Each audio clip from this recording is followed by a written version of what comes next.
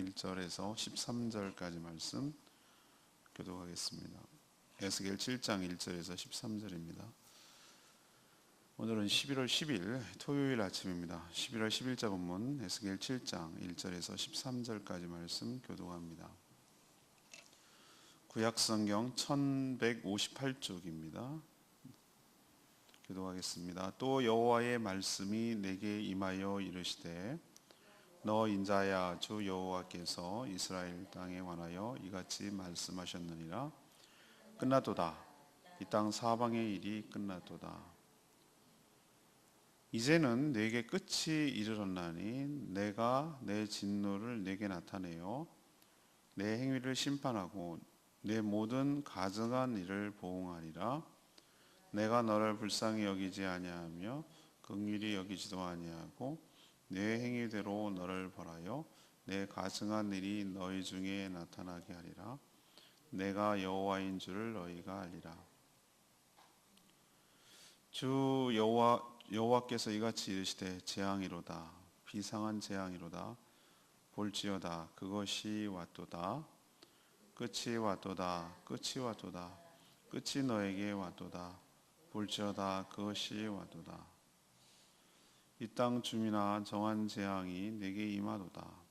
때가 이르렀고 날이 가까웠으니 요란한 날이요 산에서 즐거이 부르는 날이 아니로다. 이제 내가 속히 분을 내게 쏟고 내 진노를 내게 이루어서 내 행위대로 너를 심판하여 내 모든 가증한 일을 네게 보응하되 내가 너를 불쌍히 여기지 아니하며 긍휼히 여기지도 아니하고 내 행위대로 너를 벌하여 너의 가증한 일이 너희 중에 나타나게 하리니 나 여호와가 때리는 임을 내가 알리라. 볼지어다 그날이 볼지어다 임박하도다. 정한 재능이 이르렀으니 몽둥이가 꽃이 피며 그만이 싹이 났도다. 포악이 일어나서 죄악의 몽둥이가 되었은즉 그들도 그 무리도 그 재물도 하나도 남지 아니하며 그 중에 아름다운 것도 없어지리로다. 때가 이르렀고 날이 가까웠으니 사는 자도 기뻐하지 말고 파는 자도 근심하지 말 것은 진노가 그 모든 무리에게 임함이로다. 파는 자가 살아 있다 할지라도 다시 돌아가서 그 판 것을 얻지 못하리니 이는 묵시가 그 모든 무리에게 돌아오지 아니하고 사람이 그 죄악으로 말미암아 자기의 목숨을 유지할 수 없으리라 하였음이로다. 아멘. 하나님은 오늘 말씀을 통해서 이제 이스라엘의 끝이 이르렀다 이렇게 선포하고 있습니다. 하나님의 진노가 그들 가운데 임해서 그들의 악한 행위대로 심판하실 거라고 말하고 있죠. 더 이상 불쌍히 여기지도 긍휼히 여기지도 않으실 거라고 말합니다. 하나님의 분노가 극에 달했습니다. 하나님이 때리시면 살아남을 것이 없죠. 그 무엇도 남지 않고 모든 것이 없어질 것이라고 오늘 얘기하고 있습니다. 오늘 질문은 하나님께서 백성에게 내리시는 재앙은 어떤 특징이 있습니까? 하나님이 내리는 재앙은 어떤 특징이 있습니까? 이것이 오늘의 질문입니다. 첫 번째로 4절 말씀 근거로 불쌍히 여기거나 긍휼히 여기시지 않으신다는 거죠. 하나님은 원래 사랑과 자비와 긍휼이 풍성하신 분이에요. 참 좋으신 분입니다. 상한 갈대 같은 연약한 존재도 또 꺼져가는 심지 같은 유한한 존재도 긍휼히 여기시고 보호하시는 분이에요. 기도는 물론이거니와 우리의 신음소리조차도 들으시고 거기에 반응하시는 신실하시고 참 좋으신 분입니다. 우리의 허물과 죄악에도 불구하고 오래 기다려주시고 오래 참아주시는 그런 참 좋은 분이기도 해요. 하지만 그러나 종말은 전혀 달라요. 종말이라 함은 하나님의 인계의 한계가 되었고 기다림의 끝이기 때문에 그래요. 왜 종말입니까? 왜 종말이 그토록 무섭습니까? 오늘 말씀을 보니까 종말의 심판이 임할 때 하나님께서 절대로 그렇게 자비와 은혜가 풍성하신 하나님께서 절대로 불쌍히 여기지 않는다는 거예요. 사전 오늘 분명히 보이잖아요. 내가 너를 불쌍히 여기지 아니하며 긍휼히 여기지 아니하며 내 행위대로 너를 벌하여 내 가증한 일을 너희 중에 나타나게 하리라. 내가 여호와인 줄을 너희가 아니라. 이게 종말의 의미거든요. 심판의 의미거든요. 하나님께서 켜켜이 쌓아놓은 진노를 남김없이 쏟아부으세요. 그래서 그래도 참아야 한다고 말하지만 인간은 얼마나 패역한지 모릅니다. 그래도 하나님이잖아요. 이렇게 말하는 사람들이 얼마나 많은지 몰라요. 거꾸로 입장 바꿔놓고 생각하면 넌 죽었어. 더 할 거예요. 더 할 거. 참지 못해요. 만약에 그 꼴을 네가 하나님이라면 본다면 참지 못해요. 하나님이니까 그 정도 참아준 거예요. 이렇게 생각해야지. 그래도 하나님이니까. 이건 하나님의 은혜와 자비를 악용하는 자들이에요. 악용하는 자. 그래서 악하는 거예요. 하나님을 갖고 놀려고 하는, 하나님을 우습게 여기는 거예요. 그런 것이지 이렇게 말할 자격이 없어요. 하나님의 인내를 시험한 자들이에요. 지옥은 왜 지옥이라고 하는지 아십니까? 어떨 때는 막 불처럼 뜨겁다고 그래요. 뜨거운 곳이라고 그러고 어떨 때는 막 슬피 울며 추워서 이를 갈미 있으리라 이렇게 그럼 뜨겁기도 하고 춥기도 하고. 그래서 제가 말씀드렸잖아요. 자꾸 우리는 지옥을 공간의 개념으로 생각한다. 공간의 개념으로. 천국도 어디 120만 년 관년 공간으로 생각한다. 그게 아니라 하나님과의 관계와 하나님과의 임재와 하나님과 함께 있느냐. 그게 어디든 천국이에요. 아기들은 엄마 품이 좋은 거예요. 돌잔치 때 금반지 10개 끼워봐야 아무 소용 없어요. 그냥 엄마 품에서 자는 게 최고란 말이에요. 그 느낌 아시겠어요? 천국이란 말함은 하나님 품에 안기는 것이고 하나님과 함께 사는 것이고 하나님과 함께 모든 것을 누리는 것이 거기가 어디가 됐든 천국인 줄로 압니다. 그래서 천국을 관계적으로 봐야 되는 것이죠. 그럼 거꾸로 지옥은 어디 막 이상한 데고 막 어둡고 그런 것처럼 그런 개념이 아니라 공간적 개념이 아니라 하나님의 오늘 표현대로 하자면 하나님의 자비와 하나님의 긍휼이 전혀 배제된 곳, 단 1도 없는 곳, 완전히 0인 것. 거기가 어디가 됐든 지옥이에요. 저는 이스라엘 백성들이 이미 심판 과정에서 지옥을 경험했다고 생각해요. 성이 갇혔어요. 성이 포위가 됐어요. 먹을 게 없어요. 월요일 날 묵상하는군요. 돈이 있긴 있어요. 금하고 은이 있습니다. 근데 갖다 버려요. 왜 버립니까? 소용이 없거든. 아무 소용 없거든. 돈이 억만금을 주면 뭐 할 건데? 먹을 게 없는데. 오죽 했으면 사람이 사람을 잡아먹냐고. 아들이 아버지를 잡아먹고 아버지가 아들을 잡아먹는 세상에 무슨 돈이 필요가 있어요? 금덩어리로 씹어먹을 건가요? 아무 소용 없어요. 거기가 지옥 아니에요? 하나님의 자비와 은혜가 전혀 배제된 곳. 이미 지옥을 경험하는 거예요. 그게 바로 하나님께서 이들을 불쌍히 여기거나 긍휼히 여기지 않는 때 어떤 일이 벌어지는지를 아주 잘 보여주는 것이에요.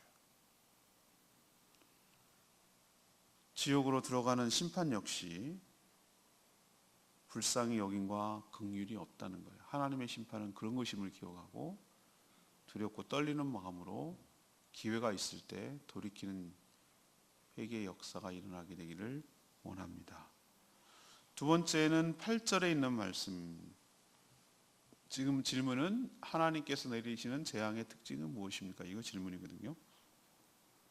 8절에 있는 말씀대로 저지른 악한 행위대로 심판을 내리신다는 거예요. 저지른 악한 행위대로 심판을 내리신다는 거예요. 죄는 마음이 높아지는 교만에서 나타나요. 자신이 하나님이 되어서 자기 마음대로 살려는 내면의 속성이 죄예요. 거기서 나오는 결과가 죄악이고요. 우리도 병의 원인이 있고 병의 증상과 결과가 있듯이 죄도 죄 때문에 죄악이라는 악한 행위가 나오는 것뿐이에요. 하나님은 이스라엘 백성들이 저지른 그 악한 행위대로 심판하시겠다 이렇게 선언하거든요. 악한 행위가 뭘 보여주냐면 그가 악하다라는 것의 증거예요. 그가 악하다라는 것이 증거. 하나님은 그 악한 행위를 심판한다고 말하지만 사실은 그 악한 행위가 나오게 하는 그 자체, 그 인간 자체, 그 죄에 대해서 심판을 하시는 거거든요. 행위대로 벌하시는 것, 그가 뭘 짓을 했건 행위대로 벌하시는 것이 곧 하나님의 공의로운 보응, 거기에 상응하는 대가를 치르게 하는 것, 이게 하나님의 공의란 말이죠. 하나님께서 심판하실 때 숨겨졌던 죄인들의 모든 죄악이 낱낱이 다 드러날 것입니다. 하나님 앞에서 가증한 일들이 그들 중에 나타날 것이라고 얘기했어요. 오늘 하나님께서. 어리석은 인간들은 자기가 인간들이 악행을 저지르잖아요. 그런 후에 즉각적인 보응이 안 나타나니까, 예를 들면 우리가 뭐 무슨 벌을 했으면 거기에 딱 맞는 만큼의 고통과 아픔과 뭐 수치와 이런 것들이 딱 즉각 온다면 죄 안 짓겠죠, 그죠? 근데 아무 일 없는 것처럼 보이거든. 그러니까 점점 대담해지고 담대해져 가지고 나쁜 뜻으로 그래가지고 더 큰 죄를 짓잖아요. 바늘도둑이 소도둑 되잖아요. 그런 것처럼 보응이 없다고 생각한단 말이에요. 점점 날이 갈수록. 그렇지 않아요. 하나님께서 그것은 뭐라고 말씀드렸죠? 회개할 때까지 그냥 넘어간 게 아니고 회개할 기회를 주시고 회개할 시간을 주시고 기다려 주시는 거예요. 근데 그걸 인간들이 몰라요. 기다려도 때가 되어도 때가 꽉 차도 아무런 회개가 안 나타날 때, 그 어떤 리액션도 없을 때 하나님께서는 어떻게 합니까? 때가 되어서 그 저지른 그 모든 악행들을 뭐 하시고 다 드러내시고 낱낱이 다 파헤치시고, 우리도 보면은 막 그 문제가 됐던 사회의 적폐들이 막 다 드러나잖아요. 이제 그 막 숨겨주고 뭐 이렇게 해가지고 뭐 그 무슨 일이 있었어라고 생각하는 모든 것들이 막 하나씩 다 드러나잖아요.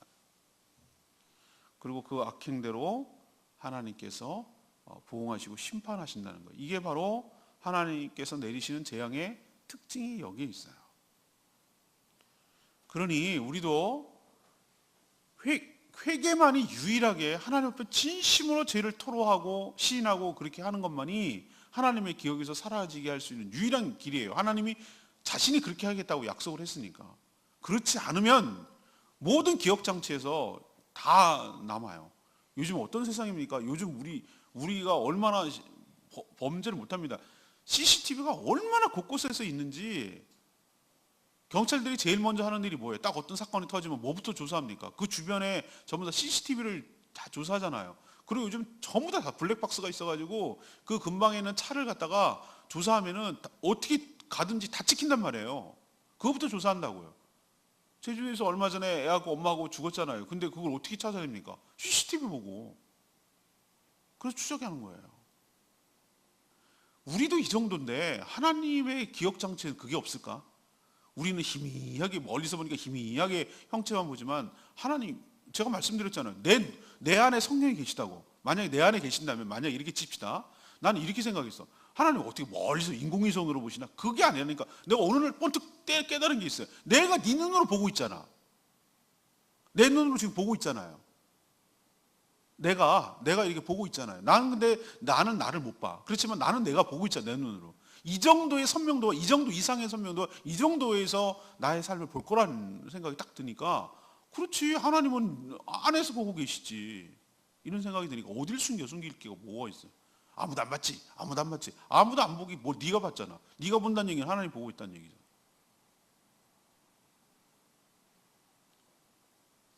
그 모든 것들이 다 드러날 날이 올 것이고 부끄럽고 창피하고 수치감에 모멸감에 견딜 수가 없게 될 줄로 압니다. 저지른 행위대로 심판하시는 것 기억하시고 두렵고 떨리는 마음으로 살아가는 저희들 되기를 원합니다. 마지막 세 번째, 하나님께서 어떻게 심판하시고 어떤 특징이 있습니까? 11절에 보면은 하나도 남김이 없이 진멸해서 없어진다는 거예요. 하나님께서 오늘 독특한 표현을 쓰시는데 10절 보시면 알겠지만 자신을 뭐라고 표현하십니까?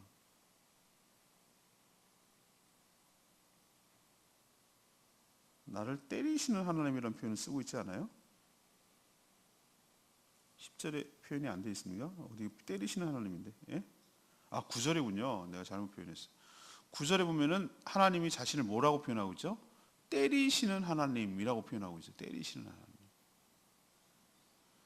이거는 비유로 표현하셨지만 이들은 매우 교만하고 포악한 자들이에요. 악행으로 생긴 재물을 의지하고 거짓된 아름다움을 추구한 자들입니다. 남 털고 도둑질해가지고 미술품 사고 자기 집 잘 꾸미고 보석으로 치장하고 뭐 이런 거랑 비슷해요. 사기쳐가지고 외제차 타고 다니는 거 뭐 이런 거예요. 이런 거랑 비슷한 거예요. 하지만 하나님의 심판이 임하면 그 어떤 것도 남지 않고 다 사라질 거라고 얘기합니다. 세상에서 가치 있다고 생각하는 그 어떤 것도 의미가 없게 될 것이에요. 재물도 아름다움도 재물도 권력도 학식도 다 불타고 사그라질 겁니다. 그러니 있다고 자랑할 것도 아니고 없다고 근심하거나 슬퍼할 필요도 없어요. 그게 12절에 나와요. 모두에게 공평하게 임할 것이니 억울해할 것도 없어요. 그렇다고 모든 것이 없어지는 소멸이 심판의 전부는 아니에요. 죄로 가득한 이 세상은 불로 태워져서 소멸되지만 사탄과 하나님을 대적하고 하나님을 대적한 그 사탄과 그를 따르는, 원래는 지옥은 사탄을 쳐넣기 위해서 만든 곳이거든요. 근데 하나님께서 사탄 때문에 꼬임에 빠져가지고 유혹에 넘어가서 그에게 지배를 받고 그를 추종하고 따라다니는 악한 자들까지 함께 쓸어 넣을 거예요. 어디에? 지옥에다가. 거기에 영원히 존재하고 거기서 사는 거예요. 우리는 어떤 의미에서 영원히 불멸해요. 죽지 않아요. 그래서 예수님께서 뭐라고 그러세요? 생명의 부활로 사망의 부활로. 우리는 어차피 부활을 해요. 반대로 주 예수 그리스도 안에 있는 자들은 주와 함께 천국에서 영원한 생명을 누리며 안식을 누리며 살게 될 줄로 믿습니다. 이게 바로 하나님께서 내린 심판의 특징이에요. 이 땅에 쌓아놓았던 모든 그 무엇이든 죄로 쌓아놨던 모든 것들은 다 하나도 남김없이 어떻게 된다? 불태워지고 진멸되고 소멸되고 없어질 것이다. 그렇지만 그 악을 저지른 자도 남아서 영원한 지옥 형벌에 처해질 것이다. 이것이 바로 하나님의 심판의 특징입니다. 오늘 레마의 말씀 10절 말씀. 볼지어다 그날이 그러다 볼지어다 임박하였도다 정한 재앙이 일었으며 몽둥이가 꽃을 피우고 교만이 싹을 낳도다. 이런 표현을 쓰고 있어요. 앞에서도 그런 표현이 쓰고 있죠. 5절에 비상한 재앙이로다 볼지어다 그게 왔도다 올 것이 왔도다 뭐 이런 표현이랑 6절에 뭐 끝이 왔도다 끝이 너에게 왔도다 볼지어다 그것이 왔도다. 왜 이렇게 그 감탄적으로 이렇게 표현을 하죠? 올 게 온다는 거예요, 너희들한테. 이걸 강조하기 위해서 하나님께서 이렇게 여러 번 반복해서 얘기를 하는 것이죠. 하나님은 에스겔 선지자를 통해서 세상의 끝을 알렸죠. 2절에 보면은 하나님 말씀하셨다. 끝났도다. 이 땅 사방의 일이 끝났도다. 2절에 이렇게 표현하는 걸 봐서 끝을 알렸어요. 3절에 보면 하나님의 진노가 이 땅에서 악행으로 살던 자들에게는 뭐 하는 날이에요? 심판하고 보응하는 날이에요. 보응하는 날. 그 가증한 일을 그 대가를 치르게 하는 날, 보응하는 일이고 그게 바로 세상의 끝이에요.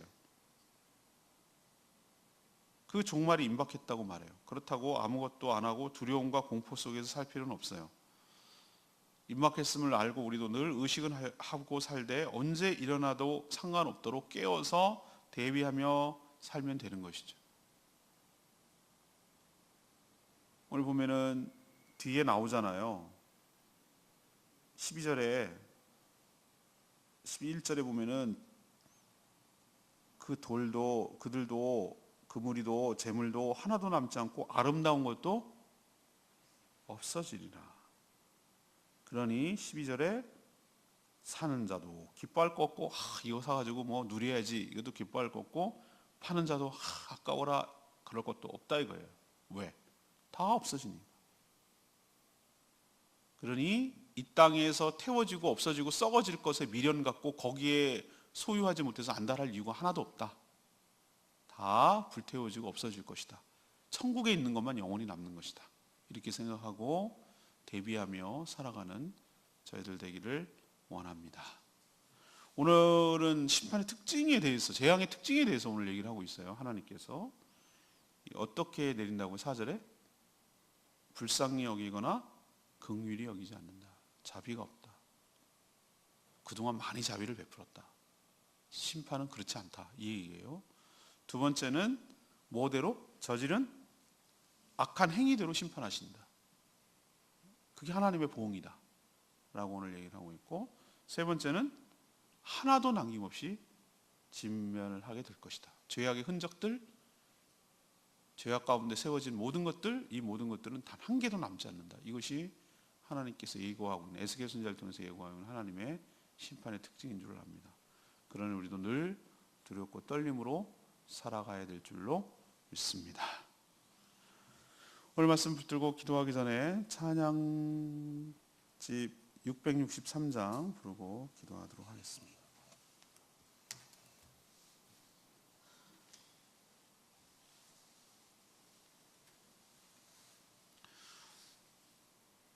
신실하게 진실하게 663장입니다. 하나님, 거룩하게 살게 하여 주시옵소서.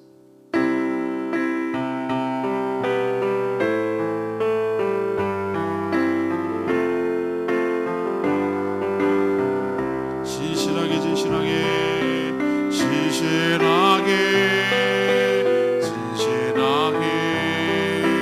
거룩하게 살게 하소서.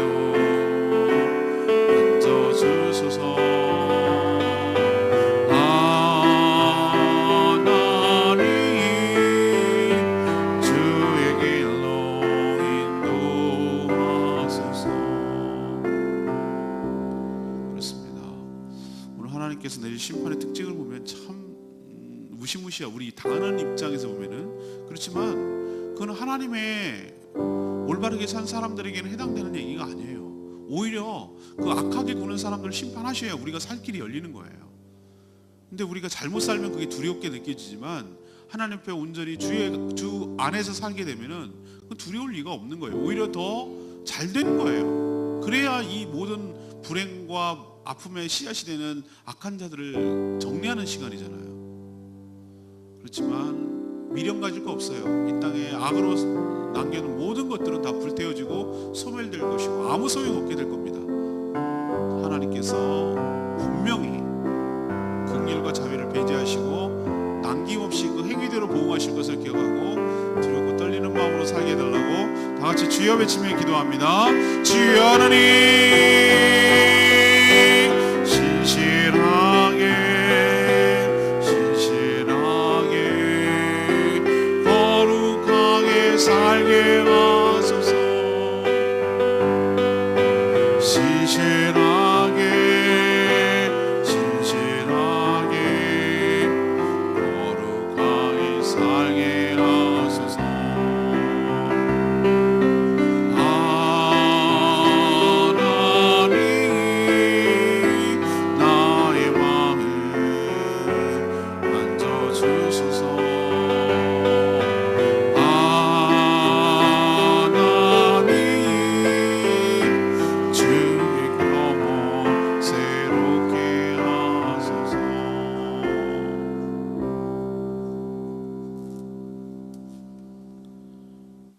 하나님, 저희도 하나님이 준비 중인 종말이 임박한 가운데 살고 있습니다. 하나님께서 자비와 긍휼이 풍성하신 분이시지만 진노의 심판을 내리실 때 그 어떤 자비와 긍휼도 없을 줄 압니다. 그 전에 회개할 기회를 충분히 주셨기 때문입니다. 저희들이 저지른 그 악한 행위대로 심판하실 줄로 압니다. 악행이 바로 악하다는 증거이기 때문입니다. 하나님이 심판하시면 그 어떤 것도 남지 않을 줄 압니다. 그러니 더 이상 세상에 미련을 두고 타고 불타고 없어지고 망가질 것에 애착을 갖지 않게 하여 주시옵소서. 다 드러날 것이니 숨김없게 하여 주시고 늘 투명하고 떳떳하고 당당하게 살게 하여 주시옵소서. 썩고 불타지 않을 하늘의 소망을 두고 거기에다가 보화를 쌓고 살게 하여 주시옵소서. 오늘도 하나님 앞에 간구하는 기도 응답하여 주시고 특별히 중보하며 나갈 때 하나님께서 그 기도를 들어주시기를 원합니다. 거룩한 주일을 온전히 준비하는 복된 하루 되게 하여 주시고 내일 모든 성도들이 하나님 앞에 나와 하나님을 경배하며 예배하며 하나님을 만나며 하나님이 예비하시는 복을 누리며 하나님의 영광 가운데 들어가게 하여 주시옵소서. 오늘도 준비하는 모든 손길들 축복하여 주시고 은혜로 채워 주시옵소서. 감사드리옵고 예수 그리스도의 이름으로 축복하며 기도합니다. 아멘. 오늘 하루도 주님의 은혜 가운데 살기를 축복합니다. 기도하겠습니다.